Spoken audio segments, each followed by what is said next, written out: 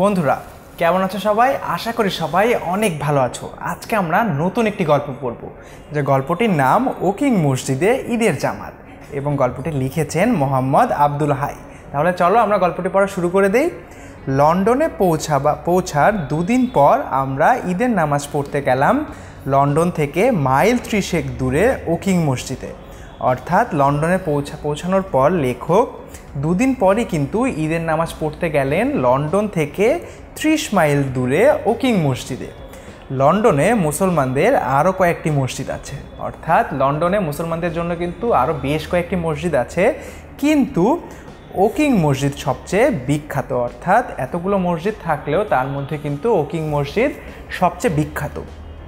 বন্ধুবান্ধবের সঙ্গে দেখা হবে, মসজিদ কমিটির সৌজন্যে অন্তত একটি বেলার জন্য সিদ্ধ খাবারের দেশে রসনা পরিতৃপ্তিকর মুসলমানি খানা খাওয়া যাবে।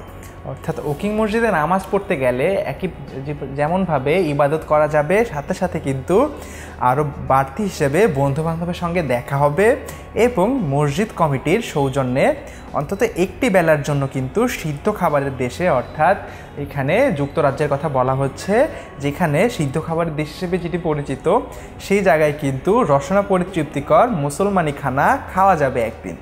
আর দেখা যাবে দুনিয়ার নানা জাতির মুসলমানকে, অর্থাৎ সাথে সাথে কিন্তু পরিতৃপ্তিকর খাবারের সাথে সাথে কিন্তু দুনিয়ার নানা জাতির মুসলমানকে দেখা যাবে।